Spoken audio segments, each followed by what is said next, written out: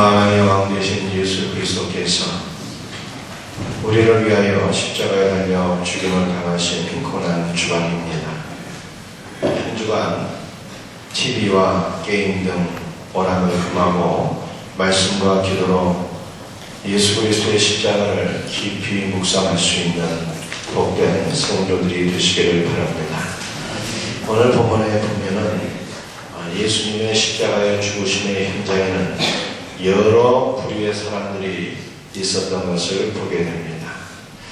십자가는 번시 살인죄나 반역죄 등 중죄인들만 죽이는 사형 도구입니다. 예수님은 십자가에 달려 돌아갔을 때에 벌거 벗김을 당한 채 조롱과 모욕을 당하셨고요. 머리에는 가시면류관 쓰시고 옆구리에는 창을 받으시고 손과 발에는 대못을 받으셨어요. 이 처참한 광경 앞에 오늘 본문에 등장한 사람들은 어떠한 반응을 보였습니까?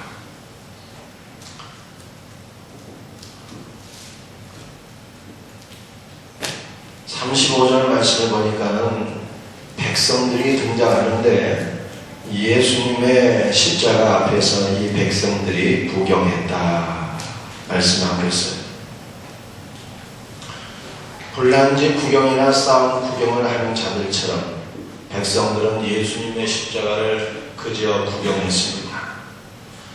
십자가에 달리신 예수님을 구경하는 백성들은 그리스도께서 왜 죽으셨는지 그분의 죽음의 의미를 전혀 알지 못하는 사람들입니다. 이들은 한때 예수님에 대해서 열광했던 자들입니다. 예수님의 오병이어의 기적을 체험하면서 자신들의 배고픔의 문제가 해결되었을 때 예수님을 기뻐하면서 예수님에게 환호성을 지르면서 이제 우리가 메시아를 만났다고 생각하면서 열렬히 예수님을 쫓았던 자들이에요. 그러나 예수님께서 더 이상 표적을 행하지 않으시자 예수를 십자가에 못 박으라고 외쳐냈을 뿐만 아니라 주님께서 십자가에 운영하실 때 그것이 마땅한 일이냐 또는 재미있다는 듯이 그저 구경만 했습니다. 이와 같은 구경꾼들이 오늘날 한국교회 안에 많이 있습니다. 많은 사람들이 예수님의 십자가의 죽으심의 의미를 알지 못하고 있습니다. 십자가와 자신이 어떤 관계에 있는지 전혀 깨닫지 못하고 있습니다. 많은 사람들이 무엇인가 자신에게 유익을 위하여 신앙생활을 시작하지만 무엇인가 주 예수께 복을 받기 위하여 신앙생활을 하지만 자신의 마음에 원하는 것들이 충족되지 않을 때 실족하고 예수님 떠나가고 있는 모습을 많이 볼 수 있어요. 백성들의 모습, 구경꾼의 모습이죠. 바로 내가 그런 사람은 아닌지 어느 시간 살펴볼 수 있기를 바랍니다. 36절 말씀을 보니까 예수님의 십자가의 현장 앞에 군인들 등장하는데 이 군인들은 십자가에 달리신 예수님 바라보며 희롱했어요.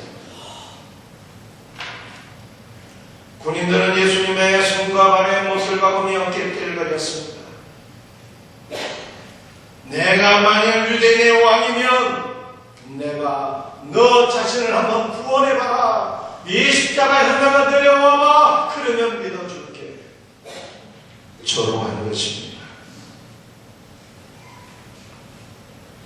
놀랍게도 예수님은 십자가에 매달리시고 조롱받으십니다. 그 살이 찢어지고 뼈가 아스러지는 고통을 당하실 때에 자기를 죽이는 자들을 위해서 기도하셨어요.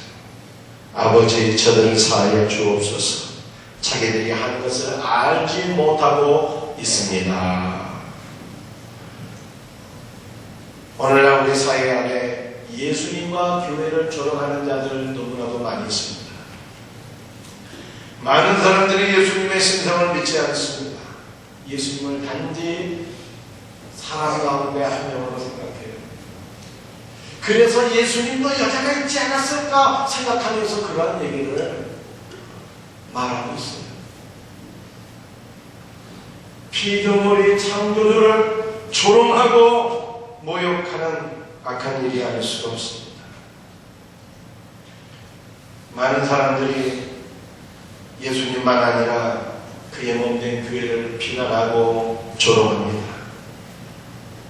교회는 비록 허물이 있을지라도 비난의 대상이 아닙니다. 주님께서 뭐라고 말씀하셨어요? 내가 이 반석 위에 내 교회를 세우리니 음부의 권세가 이기지 못하리라 말씀하셨어요. 예수님의 십자가의 죽으심으로 그리고 부활하심으로 세워진 것이 주 예수의 교회라는 거예요. 예수님의 죽음의 대가로 교회가 세워졌다.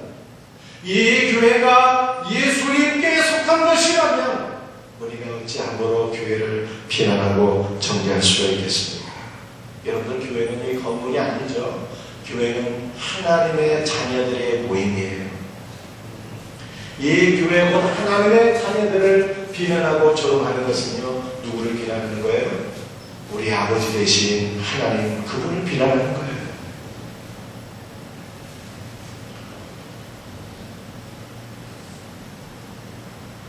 비난과 조롱을 받는 아들을 둔 아버지의 마음을 헤아려 본 적이 있습니까? 여러분의 자녀들이 누군가에게 비난과 조롱을 받은 적이 있는가요? 탕자가 아버지의 품으로 돌아오게 되었을 때에 아버지는 그 탕자의 신분을 회복시켜 주었을 뿐만 아니라 동네 잔치를 베풀었습니다. 왜 그랬습니까? 아버지는 자신의 종들과 동네 사람들을 다 초대해서 아버지가 이토록 아들을 사랑하고 아들을 기뻐하고 아들을 귀하게 여긴다고 하는 것을 보여주었습니다. 그래서 자신의 종들이나 마을 사람들이 아버지의 재산을 마음먹고 돌아온 아들일지라도 함부로 비난하거나 정죄하지 못하도록 막아버린 것입니다.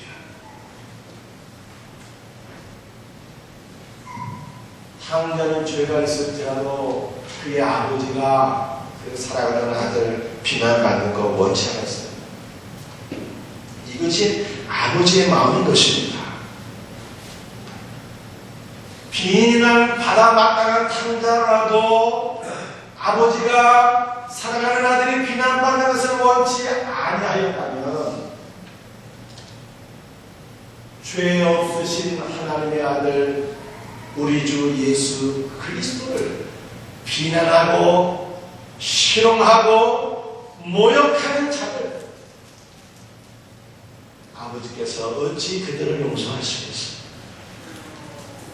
알지 못하고 범하는 죄가 아니라 알고서도 고의적으로 악의적으로 끝까지 예수 그리스도를 모욕하는 자들은요, 이 세상뿐만 아니라 온 세상에도 죄사함을 받을 수가 없습니다.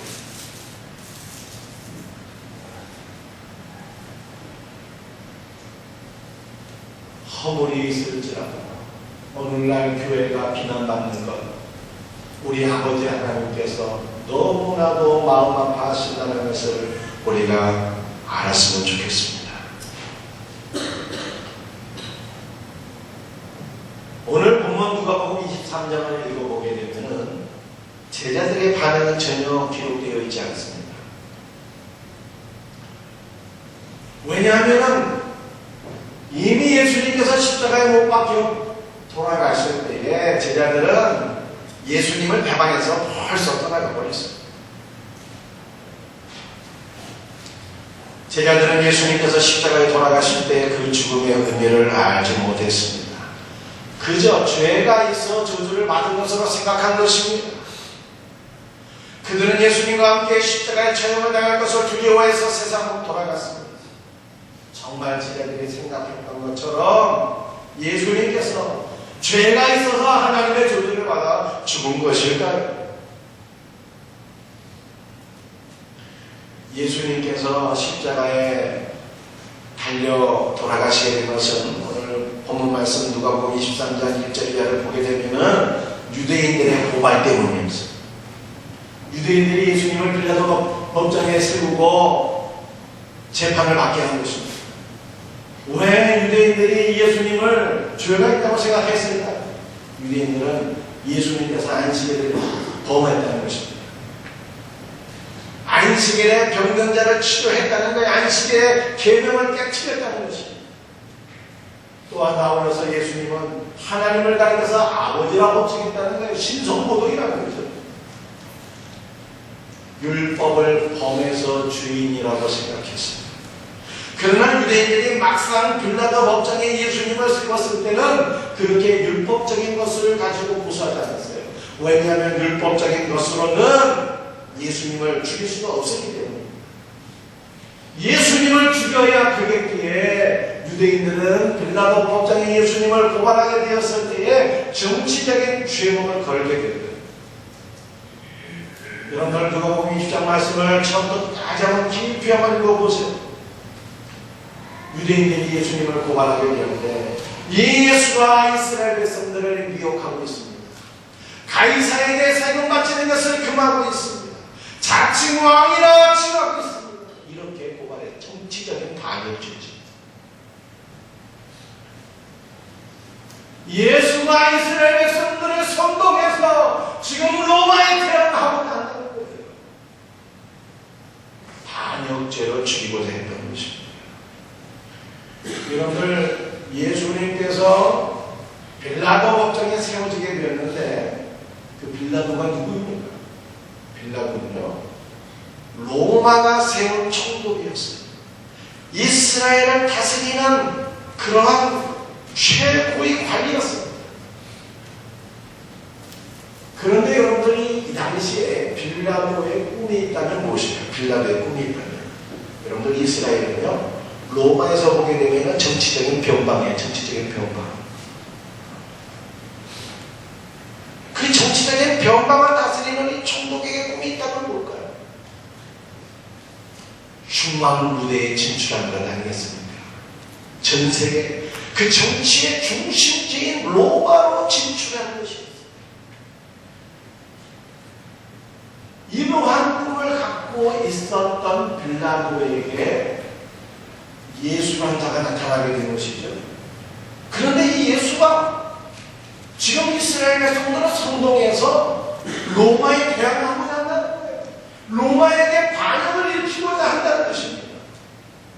이것이 만약 사실이라면 빌라도는 어떻게 되겠어요? 로마 정부에 의해서 책임을 당하게 되는 거예요. 이것이 정말 사실이라면 빌라도의 꿈은 완전히 깨어지는 것입니다. 그러니 유대인들에 의해서 예수님이 고발을 당하게 됐을 때 반역자라고 이렇게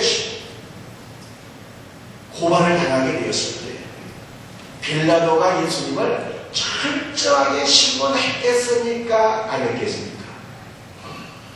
철저하게 신문하고 또 신문하고 모든 조사 첨부까지 다 합니다. 오늘 본문 누가복음 23장 말씀을 보면은 빌라도의 신문과 예수님의 답변이 간단하게 나와 있지만 그 내면에는 엄청난 뒷조사가 다 합니다. 빌라도가 유대인들의 고발을 받고 뭐라고 신문했어요? 백성들의 말처럼 네가 정말로 유대인의 왕이냐 질문을 했습니다. 그랬더니 예수님 답변하기를 네 말과 같이 내가 그렇다 얘기했어요. 내가 왕이다. 그런데 이 말씀을 보다 더 정확하게 이해하기 위해서는 다른 복음서의 내용을 갖지 마야 되는데 특별히 요한복음에는 이렇게 예수님 말씀하셨어요. 빌라도가 네가 왕이냐 질문했을 때 너의 말같이 내가 유대인의 왕이다. 그러나 내 나라는 이 땅에 속한 것이 아니라 예수님 말씀하셨어요. 만일 내 나라가 이 세상에 속한 것이었다면 내 백성들이 나를 유대인들에게 넘겨주지 아니하였으리라. 빌라도가 모든 조사를 마치고 신문을 마치고 생각을 합니다. 그랬더니 빌라도의 최종 결론이 바로 이것이었어요. 예수의 말처럼 그는 왕이기는 하는데 그가 이루고자 하는 나라, 그가 추구하고 있는 나라는 이 땅에 속한 것이 아니라는 거예요.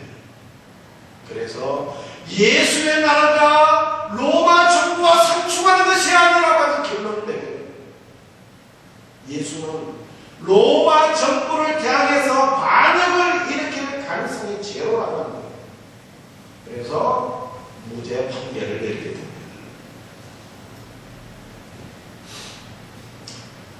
빌라도가 유대인들에게 다음과 같은 판결을 내립니다. 내가 보니 이 사람에게 죄가 없도다 판결을 내립니다. 그런데 유대인들이 예수님에 대한 이 무죄 판결을 받아들였을 거예요. 받아들이지 않죠. 머리가 더욱더 강력하게 주장했습니다. 그가 어느 데서 가르치고 갈릴리부터 시작해서 지금 여기까지 오게 됐는데 갈릴리 북이스라엘부터 남유다까지 모든 백성을 지금 선동해서 로마 정부에 대항하고자 하는데 왜 당신은 이것을 하지 못하고 있습니까? 유대인들이 주장하게 되니까 그때 베드로가 한마디 딱 아이디어를 내게 됩니다. 갈릴리 출신이라고, 갈릴리부터 시작해서 지금까지 백성들을 선동하고 있다고. 그가 갈릴리 출신이라면 그를 헤롯에게 보내야 되겠다. 여러분들 여기서 말하고 있는 헤롯은 헤롯 왕의 둘째 아들인 헤롯 안디바를 뜻하는 것인데, 이 헤롯 안디바는요 갈릴리와 베레아 지역을 관할하는 로마가 세운 분봉왕이었어요. 그래서 예수가 갈릴리 출신인 것을 알고 빌라도가 예수님을 헤롯에게 보냈다. 빌라도가 예수님을 만나서 또 신문하게 됩니다. 여러분들이 헤롯이 말씀이죠. 헤롯이 예수님을 만나서 또 신문하게 되는데 헤롯이 어떤 사람이었다고요? 로마 정부에 의해서 임명을 받아서 갈릴리 지역을 통치하는 분봉왕이에요. 그런데 갈릴리 출신인 예수가 말씀이죠. 반역을 일으켰다고 하면 또 어떻게 되는 것입니까? 헤롯의 정치 생명도 끝입니다. 그러니까 예수가 정말로 죄가 있는지 없는지 철저하게 조사했겠어요? 안 했겠어요? 철저하게 조사합니다. 말하면 못하겠어요. 여러 가지로 예수님에 대해서 신문했습니다. 조사했습니다. 그런데 예수님께서 단 한마디로 대답하지 않으셨어요. 결국 헤롯도 예수님에게서 아무런 혐의를 찾지 못하여 예수님을 다시 빌라도에게 보냈습니다. 예수님이 다시 돌아오게 된 빌라도는 2차 판결을 내립니다. 그가 행할 일에는 죽일 일이 없느니라. 그러므로 그를 때려서 놓겠노라. 백성들이 말도 안 된다고 불복합니다. 그러자 빌라도가 최종 3차 판결을 내립니다. 이 사람이 무슨 악한 일을 하였느냐. 나는 그에게서 죽일 죄를 찾지 못했으니 그를 때려서 놓겠노라. 여러분들 빌라도가 해보시는 로마 정부에서 임명받은 사람 아닙니까? 친로마적인 사람들이 예수님을 엄격하게 조사할 수밖에 없는 위치에 있었어요. 그럼에도 불구하고 이들이 헤롯과 빌라도가 보기에도 예수님 죄가 있다 없다? 죄가 전혀 없는 자예요. 유대인들이 생각하는 것처럼 로마를 대해서 반역할 가능성이 단 1%도 없는 죄가 없는 사람이라는 거예요. 무죄라는 것이죠. 예수님께서 운명하실 때 예수님의 사형을 집행했던 백부장이 그날에 있던 모든 일들을 지켜보면서 최고로 이런 고백을 합니다. 이 사람은 정녕 의인이었도다.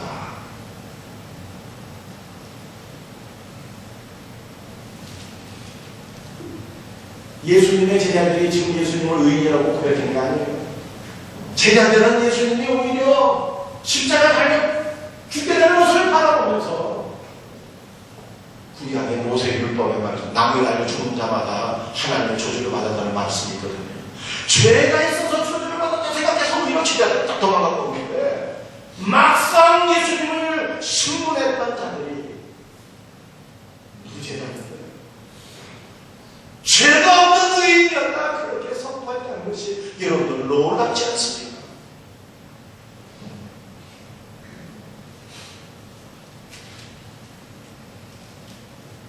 죄 없으신 하나님의 아들 예수 그리스도께서 왜 십자가의 죽음을 당하셨을까요? 선지자 이사야가 이렇게 말씀하고 있습니까? 그가 질림은 우리의 허물 때문이요 그가 상함은 우리의 죄악 때문이라. 그가 징계를 받음으로 우리는 평안을 누리고 그가 채찍에 맞음으로 우리는 나음을 받았도다.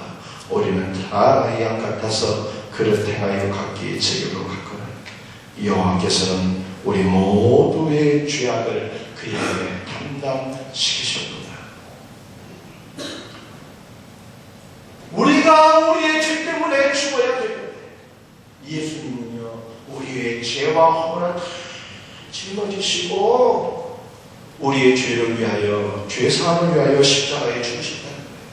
그래서 그 결과 하나님과 우리 사이에 평화가 오게 되었고 하나님과 우리 사이에 그 관계가 회복이 되었고 우리에게 영원한 생명이 오게 되었다는 것입니다.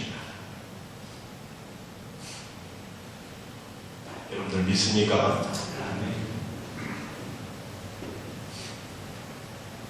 그러나 제자들은 예수님의 그 죽으심의 의미를 알지 못하고 오해했어요.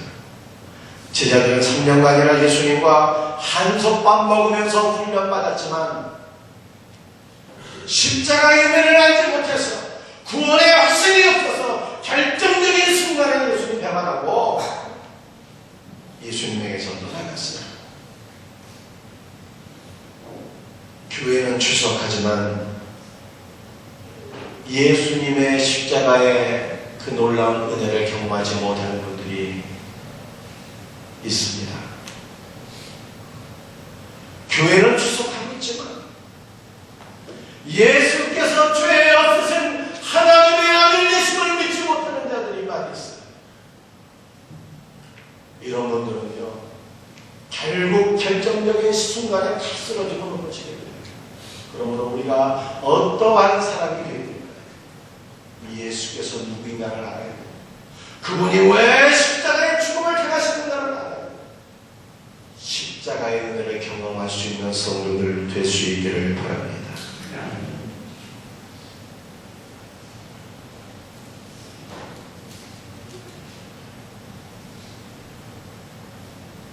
백성들은 서서 구경하는데 군인들은 희롱하는데 제자들은 예수님을 배반하여 담당하는데 정말로 놀랍게도 한 명의 강도가 예수님을 하나님의 아들로서 인정하며 그를 믿었다는 거예요. 놀라운 일이 아닐 수 없어요. 예수님께서 십자가에 달리실 때 2명의 항학자가 십자가의 좌우편에 함께 달리게 되었습니다. 달린 행악자 중 하나는 예수님을 비방했습니다. 내가 그리스도냐? 네가 이스라엘의 구원자냐? 그렇다면 너와 우리를 한번 구원해봐. 그러면 믿어줄게. 비방하고 조롱했습니다. 그러나 또 한 명의 강도는요 마지막 죽음의 순간에 확신하게 됩니다. 그날에 되어지는 모든 일들을 바라보면서 자신을 죽이는 로마 군인들을 바라보면서 기도해 주셨던 그 예수님의 극한 모습을 바라보면서 마지막 순간에 회심합니다. 그래서 한 명의 강도는요 예수님을 변호해드립니다. 우리는 우리가 행한 일에 상당한 보응을 받아서 지금 이렇게 주되지만 이 사람이 행한 것은 옳지 않은 것이 없느니라. 이 사람은 우리와 다른 의인이라는 거예요. 그리고 그 한 명의 강도가 예수님을 인정해 주는데 이렇게 기도합니다. 당신의 나라에 임하실 때에 나를 기억하소서. 구원을 강구하게 돼요. 예수님 그 한편 강경에 이렇게 말씀하십니다. 내가 진실로 내게 이르노니 오늘 내가 나와 함께 낙원에 있으리라. 이 강도는요, 생애 마지막 순간에 예수님을 향해서 오르막에 반응하다가 십자가에 달려 돌아가신 예수 그리스도를 무지한 분으로 하나님의 아들로 인정하며 그 믿음 결과 아버지의 나라에 들어가게 되는 복을 받게 되었다는 거예요. 로마 시대에 우상 숭배를 거부하다가 수많은 사람들이 박해를 당했어요. 박해받은 40명의 이야기입니다.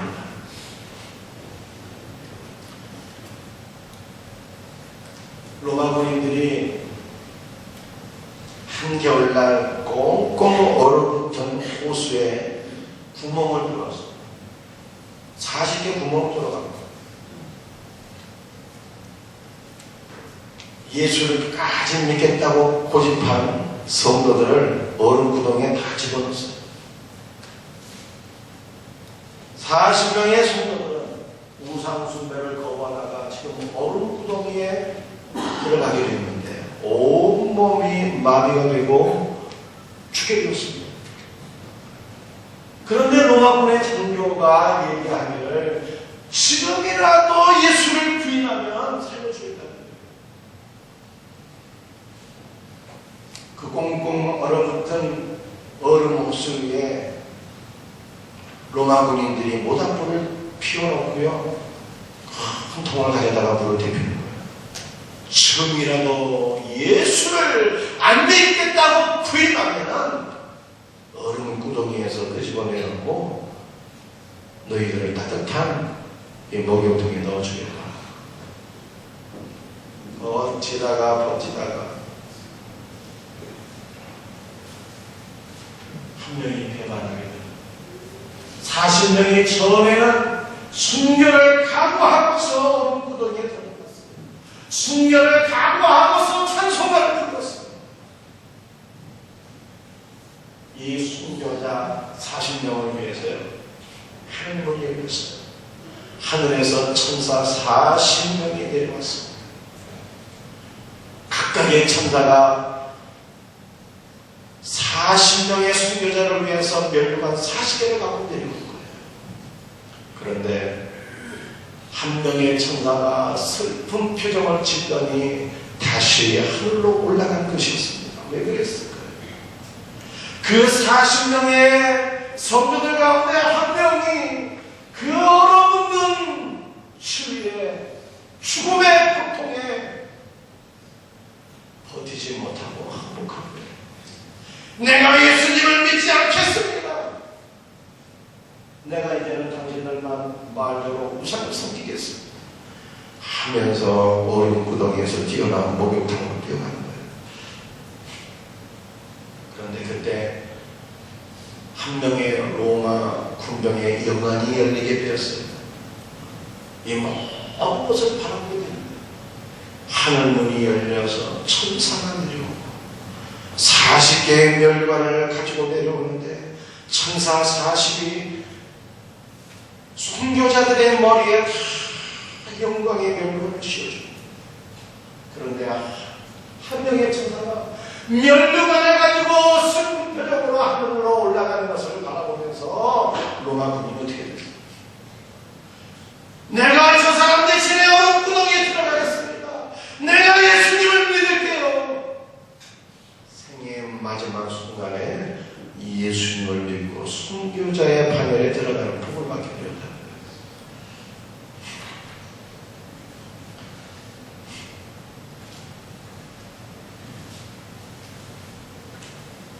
사랑하는 성도들이여, 여러분들은 구경꾼입니까? 예수님을 조롱하는 자들입니까? 예수님을 배반하여 떠나갔던 제자들과 같습니까? 아니면 생애의 마지막 순간에 예수 그리스도를 하나님의 아들로 인정하고 믿으며 구원받은 자입니까? 여러분은 어디에 속한 분들인가요? 왜 우리가 예수님을 우리의 구원자로 믿고 인정해야 되는 것인가요? 그것은 예수님만 우리가 하나님께로 나아갈 수 있는, 예수님만 우리가 천국으로 갈 수 있는 유일한 생명의 길이 되시기 때문에 그래요.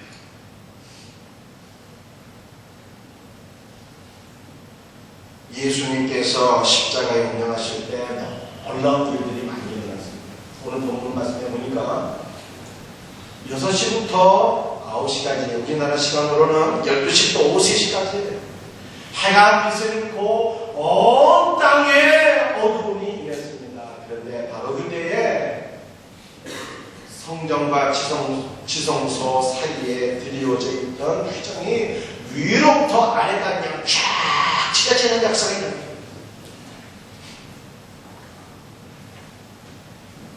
여러분들, 성전에 가장 한쪽에는요 지성소가 있어요. 지성소가. 그런데 이 지성소에는요 일반 제사장은 결코 들어갈 수가 없습니다. 대제사장이라 할지라도 1년에 단 한 차례 대속죄일에만 이 지성소에 들어갈 수 있게 되었어요. 그것도 대제사장이 먼저 자신의 죄를 위해서 속죄 대사를 드리고 자신을 정결하게 한 이후에야 이 지성소에 들어갈 수 있었던 거예요. 만약 대제사장이 자신의 죄 문제를 온전히 해결받지 못하고 이 지성소에 들어가서 제사를 드렸다면 어떻게 되는 것일까요? 지성소 안에서 하나님 앞에 심판을 받으니 그대로에서 죽는 거예요. 그래서 이 제사장이 지성소에 들어갈 때는요 반드시 자신의 거룩한 제사장의 의복에다가 그 제사 의복 끝자락에 금방울을 매달았어요. 이 제사장이 지성소에 들어가서 백성들의 죄를 위해서 제사를 드릴 때는 몸을 움직여야 되잖아요. 그 몸을 움직일 때는 딸랑딸랑 방울 소리가 들리게 되는 거예요. 그러면은 이 제사장이 하나님 앞에 벌을 받지 않고 인정을 받았고 우리의 죄가 사해지는구나. 지성소 밖에 있던 사람들이 그렇게 알게 되는 거예요. 그런데 대제사장이 지성소 안으로 들어가는데요 딸랑딸랑 소리가 나다가 소리가 안 들려. 그러면 이 상황은 지금 무슨 상황입니까? 이 상황은 하나님의 심판을 받아갖고 이 대제사장이 죽었다는 거예요. 제사장이다가 하나님 보시기에 대제사장 자격이 없다는 거예요. 거룩함의 문제에 지금 손상이 왔다는 거예요. 대제사장의 제사가 하나님 앞에 연락되지 못하는 거예요. 대제사장부터 죽게 되는 것이죠. 소리가 들리지. 그러면은 이 지성소 안에서 대제사장이 죽어서 인중을 대제사장도 못 들어가는 곳인데 다른 사람은 어떻게 들어갈 수 있겠어요? 밧줄로 끄집어내면 밧줄로 끄집어내요. 그러니까 아마 제가 생각했을 때는요 이 대제사장이 지성소 안에 들어갈 때부터 자신의 몸에 밧줄을 묶어서 들어가는 거예요. 소리가 안 들리면 끌어내는 거예요. 여러분들 제가 무슨 얘기를 하고 있는 걸까요? 대제사장일지라도 그 지성소에는 한 번 들어갈 수 없는 거예요. 자신의 죄를 속하고 그리고 하나님 앞에 나아가서 백성들의 죄를 속하게 되는데 대제사장이 지성소 안으로 들어가는 날에는 하나님을 만나뵙게 됩니다. 지극히 영광스러운 날이지만 동시에 자신이 까딱 잘못했다가 죽을 수도 있기에 지극히 두렵고 무서운 날이 됩니다. 대제사장일지라도 그곳에 들어갈 수도 없는 거예요. 그런데 그 놀라운 지성소에 들어가는 성전 휘장이 위로부터 아래까지 그냥 쫙 찢어진 거예요. 무슨 의미가 있는 것일까요? 지성소 안으로 들어가는 이 휘장은요 예수님의 육체를 가리킵니다. 그 지성소 안으로 들어가는 휘장이 예수님의 십자가의 육체적 죽음을 의미합니다. 예수님의 십자가의 육체적인 죽음을 통해서 이제는 어떻게 되었다는 것입니다. 대지상도 들어갈 수 없었던 그 지성소. 예수님의 십자가의 죽으심을 믿고 의지하는 자는, 예수님의 십자가의 보혈을 믿고 의지하는 자는 이제는 누구나 앞에서는 담대히 하나님의 보좌 앞으로 나아갈 수 있게 되었다는 거예요. 그래서 우리 하나님 아버지께서 주시는 놀라운 생명과 은혜와 축복을, 하나님의 자녀되는 그 은혜와 축복을 받아 누리게 되었다는 거예요. 할렐루야.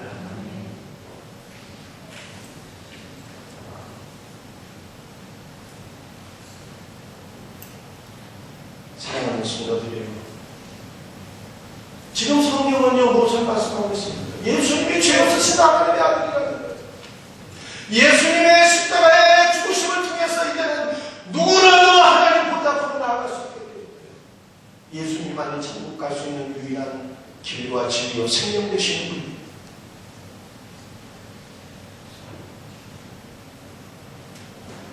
때문에 우리는 주 예수 그리스도를 하나님의 아들로 믿으며 그분을 의지하여 아버지의 나라에 들어가야 되는 것입니다. 고난 주간을 맞이해서 우리가 신앙을 고백할 수 있기를 바랍니다. 구경하는 자들이 아니라, 졸업하고 희롱하는 자들이 아니라, 배반하였다라는 자들이 아니라,